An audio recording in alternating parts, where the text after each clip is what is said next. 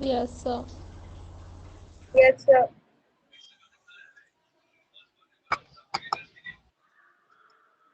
तो ये neutralisation reaction का भी एग्जांपल, इसकी हमने एक स्टोरी सुनाई थी।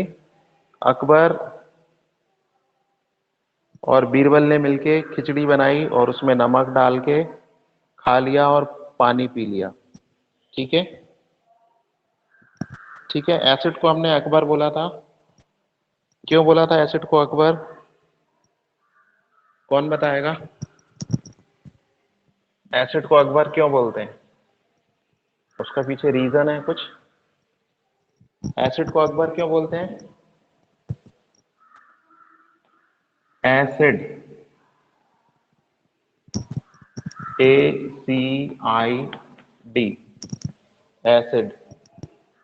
सो एसिड की डेफिनेशन क्या है? एसिड सी से changes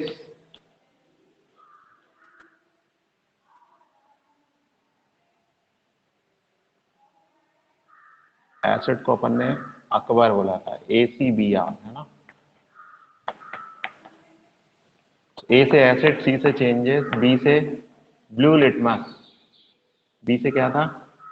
blue litmus to, blue litmus paper to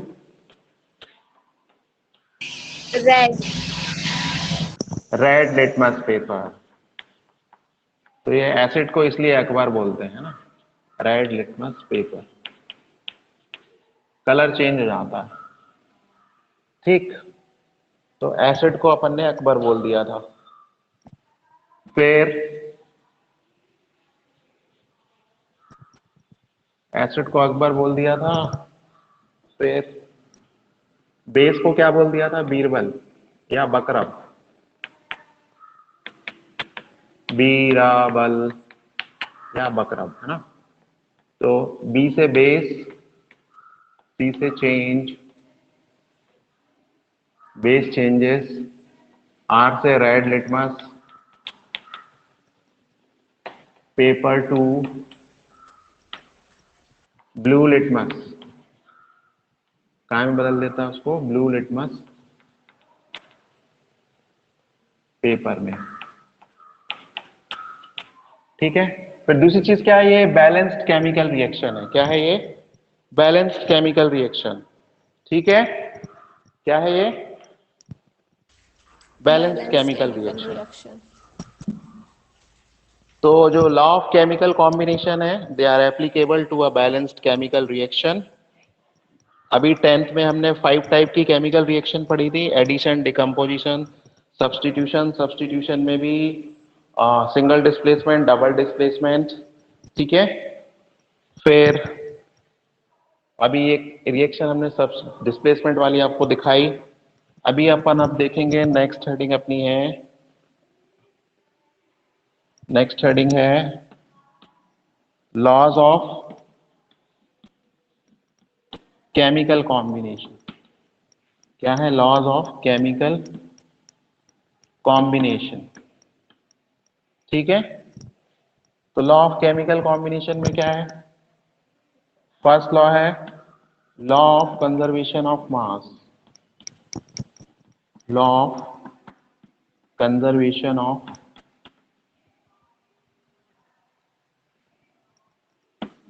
mass. इसका स्टेटमेंट क्या बनेगा? Mass of reactant is always equal to mass of product.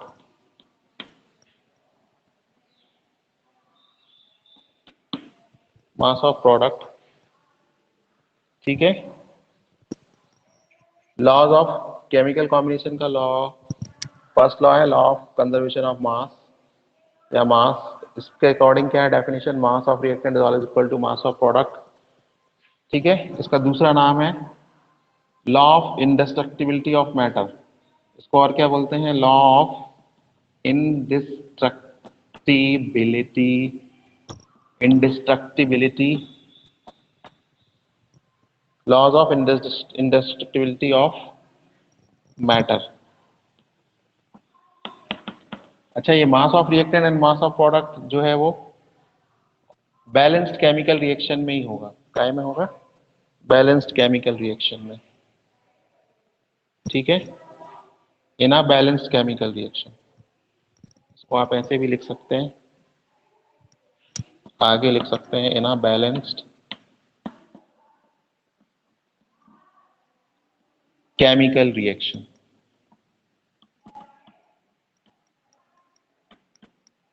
ठीक है ना, बैलेंस्ड केमिकल रिएक्शन। क्लियर है? तो लॉज ऑफ केमिकल कॉम्बिनेशन का फर्स्ट लॉ क्लियर है। और इसमें आप कोई भी एग्जांपल लिख सकते हैं जो आपने पढ़ा है, C+O2 एरो CO2। यदि आप इसका वेट बाई वेट एनालिसिस करेंगे तो क्या होगा? 6 12 8 16, तो इसका मास कितना हो गया? 12 ग्राम। प्लस इसका मास कितना हो गया? ऑक्सीजन एटम का मास 16 होता है, लेकिन 2 एटम है इसके, 2 लगा हुआ है इसके साथ, तो 16 2 जा कितना हो जाएगा? 32 ग्राम। तो टोटल हो गया 44 ग्राम। और इधर भी कार्बन का 12 और यहाँ 32, तो इधर भी क्या हो गया? 44 gram. So mass of product is equal to mass of reactant. Clear है? Yes, sir. हाँ, तो एक केमिकल रिएक्शन लिख के, और ये पीरियोडिक टेबल से लिखना है, हमने कल आपको बताया था। और रिकॉर्डिंग भी शायद डाल दी है हमने टीचमेंट ग्रुप में, है ना? रिकॉर्डिंग में जाके आप देख सकते हैं कल का वीडियो। पीरियोडिक टेबल के ऊपर था। कल किसने किसने क्लास अटेंड की थी?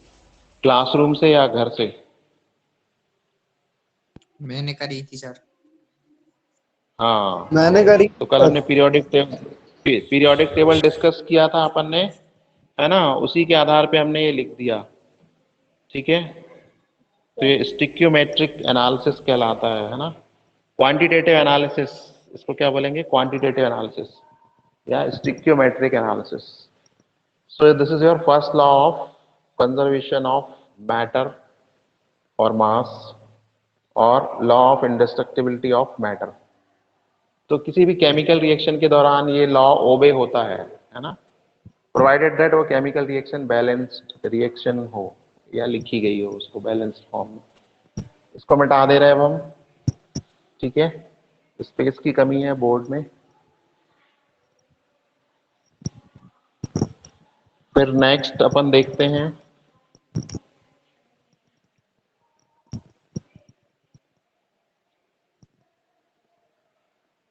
लॉ ऑफ केमिकल कॉम्बिनेशन हो गया। फिर नेक्स्ट है सेकेंड लॉ है लॉ ऑफ कांस्टेंट प्रोपोर्शन। क्या है? Law of constant proportion. Law of constant proportion में क्या होता है? irrespective of source, if we make any compound or molecule by different method, the constituent element of the compound are always combined in a constant ratio or in a definite ratio. Okay, so this is the statement of law of constant proportion. ठीक है, इसमें अपन देखते हैं example. Suppose अभी calcium carbonate है हमारे पास, इसका हम हीट करेंगे या थर्मल डिकम्पोजिशन करेंगे तो CaO प्लस CO2 बन गया हमको। और फिर एक दूसरी मेथड है, उससे हमने CO2 बना लिया, कार्बन को ऑक्सीजन की प्रेजेंस में बर्न कर दिया, तो दोनों ही केस में अपन को CO2 मिल रहा है। ठीक है, मॉलिक्यूल, कार्बन डाइऑक्साइड मॉलिक्यूल मिल रहा है। और इसमें बाय वेट यदि अपन एनालिसिस करें तो कार्बन का 6 12 होता है, तो 12 ग्राम ऑफ कार्बन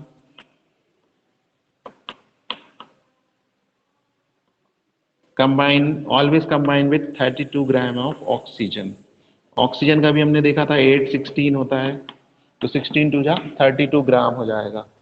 ठीक है, तो मॉलिक्यूलर फॉर्मूले में कोई भी एलिमेंट को उसके सिंबॉलिक रिप्रेजेंटेशन में नहीं लिखा जाता है एटॉमिक नंबर और मॉलिक्यूलर वेट के साथ, पर हमने आपको समझाने के लिए लिख दिया है।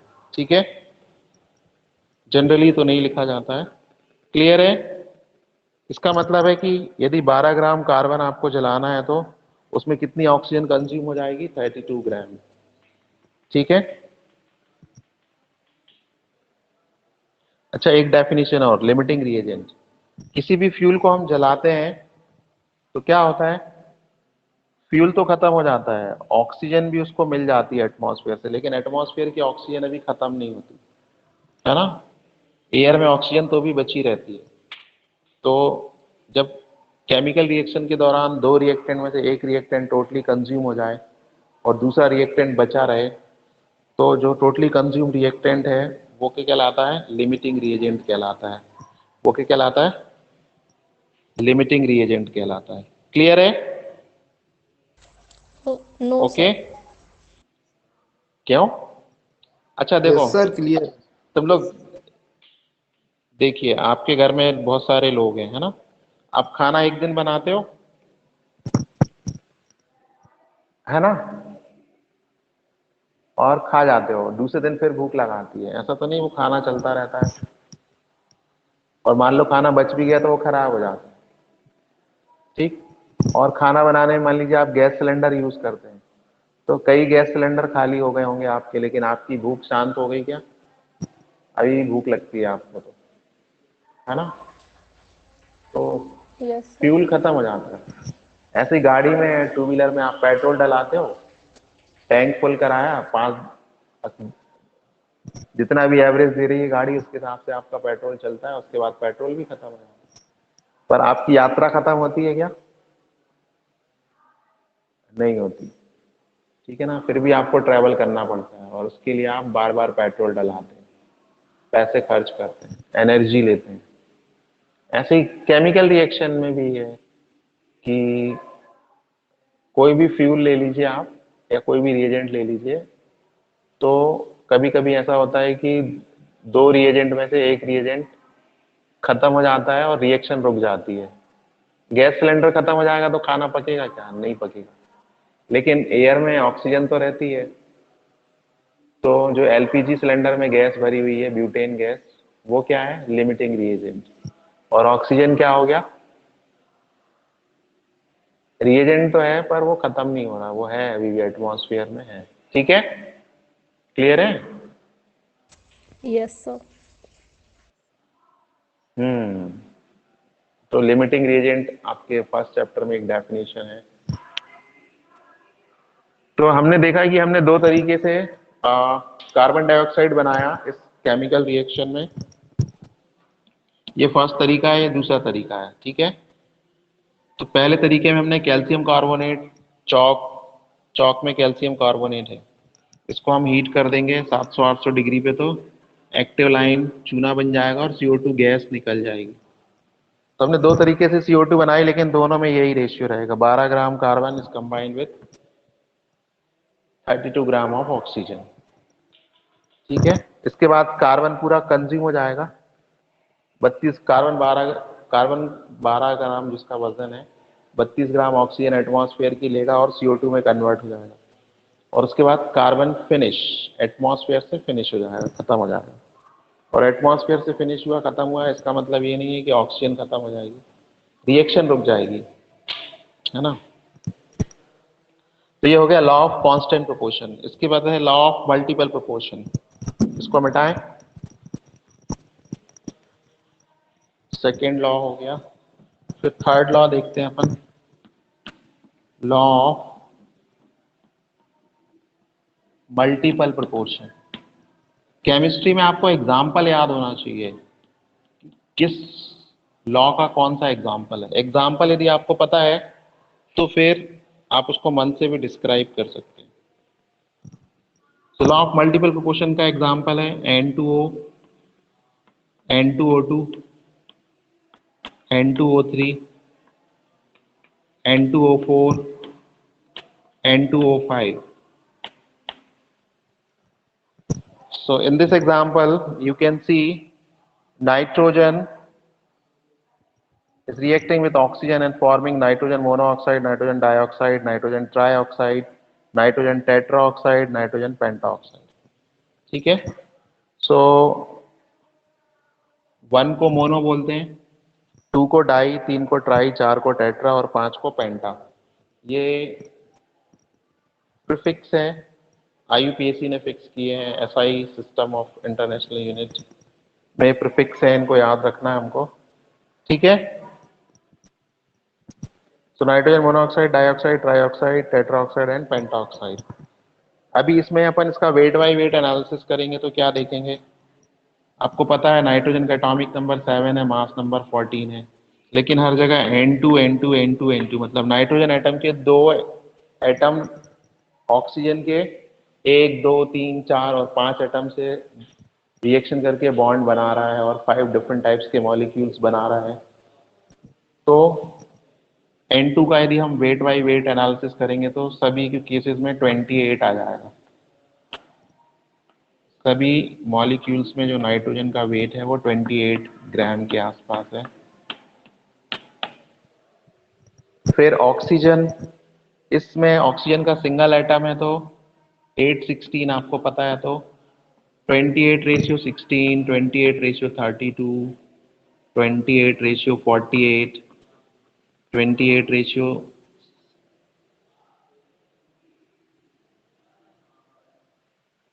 64 एंड 28:80, ठीक है।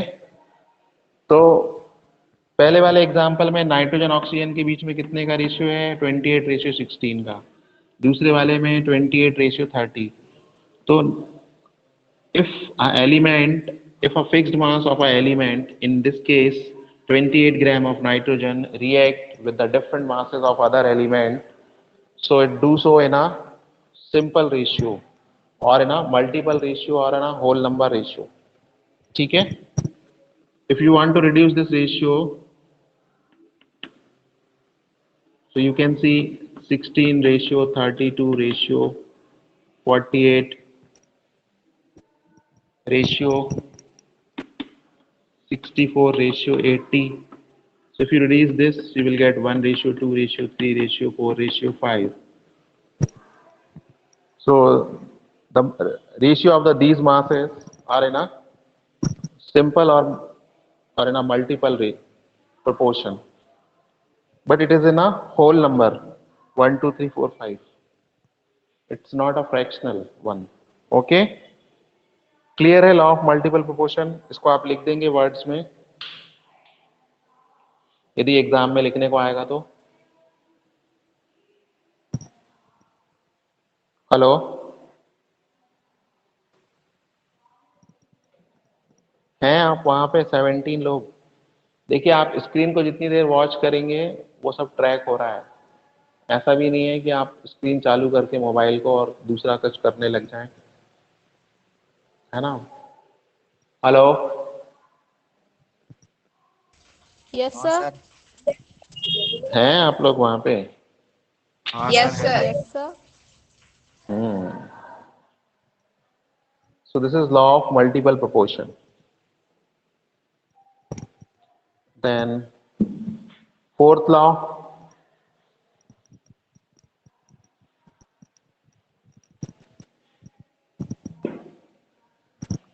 फोर्थ लॉ क्या है?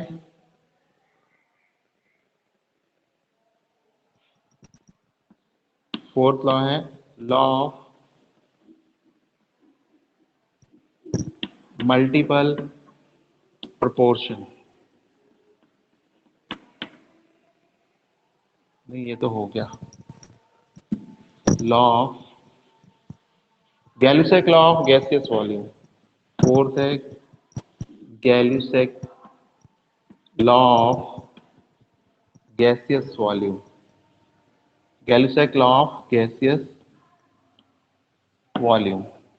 According to this law, if the two reagents are in gaseous state, so when they react and combine together and form a product, and the product is also a gas, then these gases bear a simple ratio. Clear है? For example, nitrogen gas means 1 liter of nitrogen gas when react with 3 liter of hydrogen, it forms 2 liter of ammonia. So either you can measure the volume of the gases in liter, you can also measure the volume of these gases in moles also, or you can say 1 mole of nitrogen when react with 3 mole of hydrogen, it will form 2 mole of ammonia. It will form 2 mole of ammonia. So you can compare the ratio of the volume of these gases. So 1:3:2, and this ratio in a whole number. This ratio is in a form of whole number. It is not the fractional one. Clear है?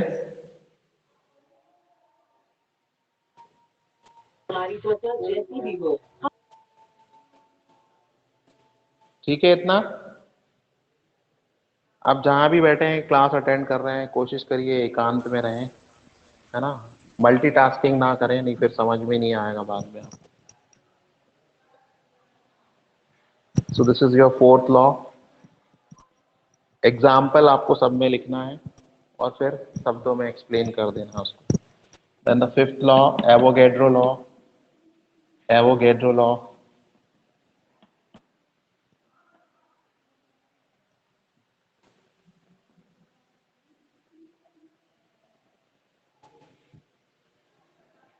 what is the time? We still have time. 3:30, 1:35.